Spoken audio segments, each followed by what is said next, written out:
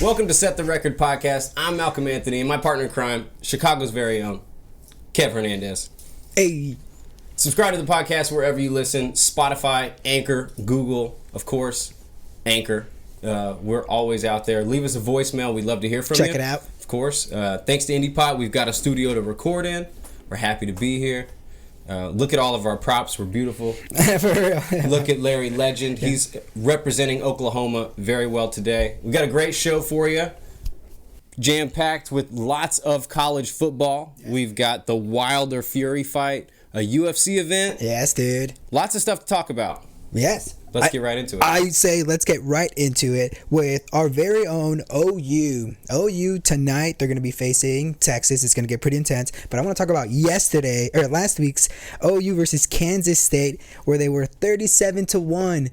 Another nail biter, dude. Another one of these nail biters, man. What's going on with OU? Yeah, okay. 37-31, you're right. And K-State, in a game that OU had so far under wraps, it's really telling. I said that I thought OU would lose this game against K-State. Mm-hmm. They turned out they pulled it out, but barely. And this was Spencer's best game of the season. So we'll see if that carries into Bedlam, right? Because that's really where it's really where all the marbles matter. Exactly. I mean, this is the biggest game of the year for the Sooners right now, up to date, right?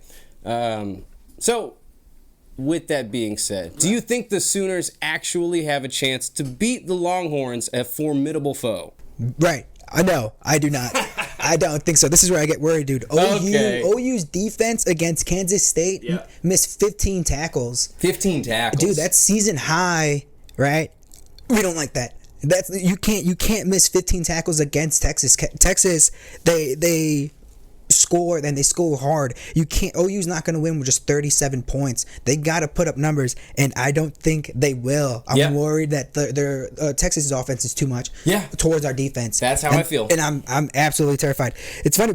So we have it. I mean, I'm not sure how close you have it. I got it close, but I got Texas 39 over Oklahoma 31. 39-31. 39-31. I have OU losing Bedlam as well, 42-30. Damn. I think this is a game where I think Spencer Rattler struggles. Oh yeah. Okay. I've shown no confidence in this guy. Look, they said that he was the Heisman potential. Yeah, they said. We said potential number one pick in the draft. Yes. I really haven't seen it. And usually Lincoln Riley puts out quarterbacks. We've seen Baker. We've seen Kyler. Yeah. Do just great things on the pro level. Even Jalen Hurts has done some things and almost got the Heisman. Yes. So we're just not seeing that unlocked in Spencer Rattler. And I just don't see him doing that in this game. OU's not it. OU's not it. If OU gets the win, like I said, I'd be shocked. But I do think Texas pulls it out 42-30. All right, dude. TU. Yeah. TU faced Houston. Oh, man. Don't bring up the bad news, because I thought this would be a close game. It was close. For who? When kickoff, when the game started 0-0. Because then by the end of it, Houston just ran down Tulsa 45-10, dude. TU didn't show up. Houston came to play. Their defense actually forced 3 turnovers, and then TU had tons of issues with penalties, giving up 119 yards. Just in penalties. Dude. That's never gonna.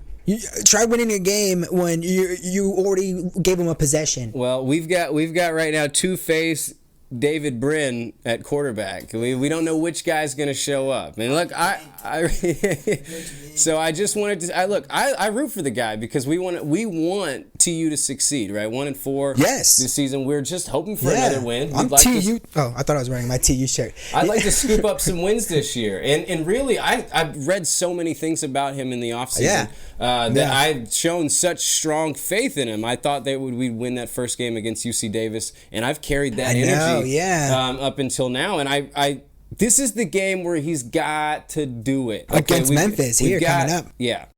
Well, this is what I was going to say. TU is going to be facing Memphis. Mm-hmm. And do you think they're going to show up? Do you think TU's got a chance against Memphis? No, absolutely. I think this is the game where TU and Memphis. Yeah, okay. 31-30. I think this is a tight fucking football game. Yes. Like, seriously, I think this is coming down to the run game. Okay.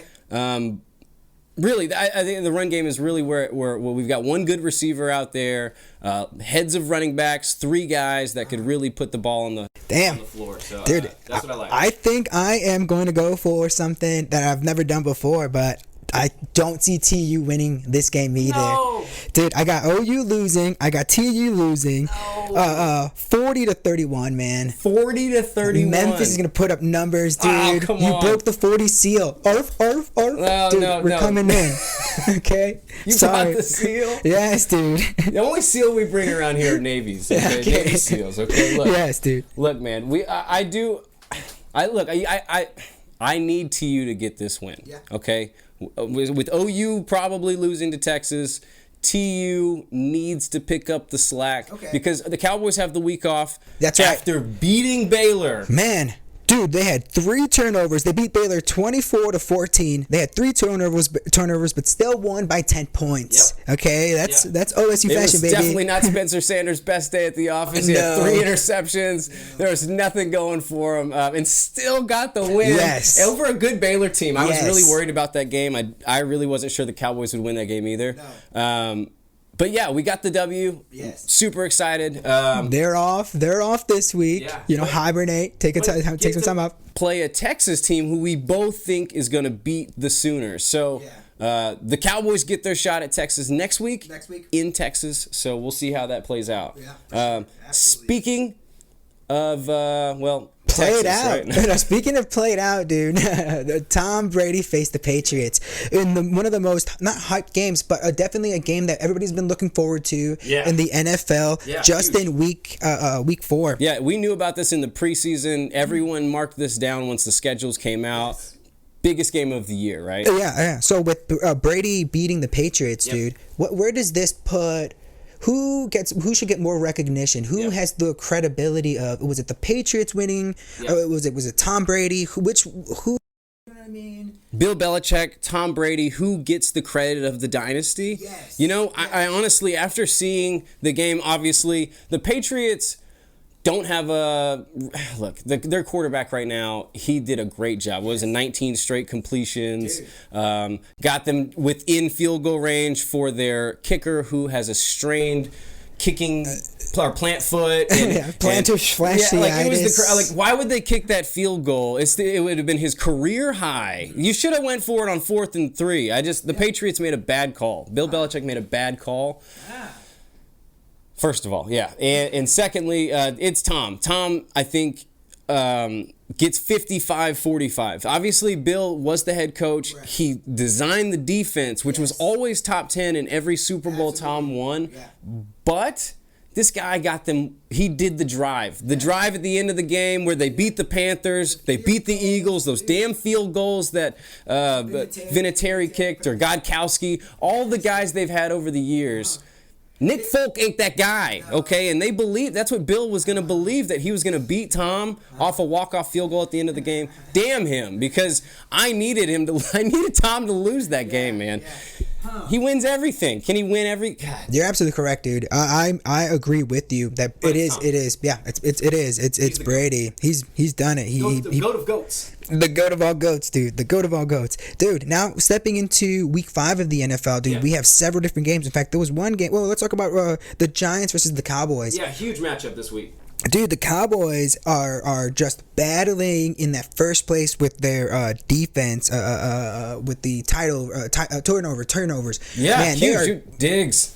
Crazy, Diggs. Man. Dude, he's got an great. interception every game. Every single game, at least, because now he's got he got 2 in the last one. That's right. Yeah. Man, so that's really amazing stuff. And then the Giants, dude, they're pulling off upsets they just last week against the Saints in overtime. Yep. Man, dude, the Giants look good too. That's going to be a fun game to watch for sure. Absolutely. Big game. Saquon looks like he's back. Danny Jones, right? They gave him a nickname. I'm not giving him that. Daniel Jones. We're gonna call him that's his nickname. NFC Player of the Week last week with the win over the Saints. And absolutely, this is the game for the Giants to take a little more control of the NFC East. Mm-hmm. I think this is a team that's got a good defense. Joe Judge, good head coach. Good. And as long as Daniel Jones does not fumble the football, I think he's thrown 1 interception this season. He's fumbled it twice. Right. But this is the game. The Cowboys, super good foe. This is a huge game this week. I'm so excited. The Giants I think they pull off the upset this week. Cowboys have been seriously owning the division so far. But I think the Giants get the win, change the whole thing dynamic a little bit. And then a game that I talked about back in one of our first episodes on YouTube. Week 5's matchup between the Bills and the Chiefs, Sunday Night Football, dude. Yes. Bills also, their defense are number 1 in takeaways, so it's absolutely great to see them just balling out the way they do. And they dismantled their opponents last week, the Houston Texans, 45-0, dude. Yeah, absolutely. It was crazy. Absolute rout. Josh Allen's looking somewhat better. That was a game for him that he's looked his best, I think, this season. Back on track. Getting back on track against a terrible foe. But yeah, the Bills have started 3-1, 3 years in a row, something they haven't done since Jim Kelly was their quarterback, when they were actually winning Super Bowl, or not winning, but going to 4 Super Bowls in a row. They were competing for Super Bowls. But yeah, this is the Chiefs' defense is terrible, and this is something that the Bills' number 1 defense should be able to take advantage of, right? So the Bills' offense looking better, bad Chiefs' defense, Chiefs' offense going against Bills' number 1 defense. Yeah, you can see the Bills winning this game, but I don't. I think the Chiefs, I think they take it, man. This is the Patrick Mahomes, Josh Allen. Look, I mean, come on. We're comparing apples and oranges here. I guess a porter and a cheeseburger. Yes, dude. Dude, I got something just as good as cheeseburgers, bro. What you got? We were favored to win. Our opponents, the Bears and the Washington football team, both got W's last week, man. Absolutely. And I love that, dude. Spoke it right into existence. Yes, dude. So I just want to say that the Bears actually lead the league in sacks, man. They're getting it together, so I'm actually really happy. And then to see Washington come back, dude. Finally. That was a against crazy. the bad Atlanta team. Dude. I'll take the W any way we got it, because we're still fighting for the division. Heineke looks good, dude. Dude, he looks good, dude. I'll take a Heineken. Yeah, bro. No, the Bud Light, remember? Bud Light, yes, watch out. Dude. I forgot. That's right. All right, dude. Well, here tonight, man, we actually have a couple of fights. We got huge fights in the UFC. It's UFC Fight Night. Dern versus Rodriguez, and this is gonna be, man. I love Mackenzie Dern. Yes, dude. We love Mackenzie Dern. She's gonna be facing Mariana Rodriguez, who, I mean, they're both very skilled. Mariana's got 14 wins, 1 loss. Mackenzie Dern's 11-1. Dude, she can get that 12-1 this next fight. I'm actually looking forward to her. She is the favorite to win. Yeah, we'll see if she could fight a top 5 fighter in the UFC. Marina's really good. So we'll definitely see how this one plays out. It's a test for Dern. Absolutely. And the big fight, the fight I look forward to, obviously, the heavyweights, the big guys, Tyson, the Gypsy King Fury, right? And Deontay, the Bronx Bomber, right? I'd say. I mean, you Wilder, right? So he's getting in there, and we'll see, man, how this one, fight number 3, plays out. The first fight ended in a draw after the Undertaker Fury rose from the dead to finish the fight in a draw, and then he knocked out Wilder. Fury knocked out Wilder in fight number 2 by knockout in the 7th round.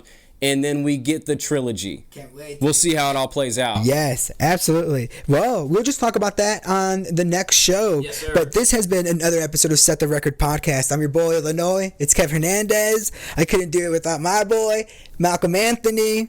Be sure to check us out on Instagram and Twitter at Set the Record Podcast. Like the Facebook page. Listen to the show on many of all podcast apps. We're on Anchor, Apple, Spotify. Special thanks to IndiePod. Shout out 20 on the town. This has been great. Meditate. Make it go away.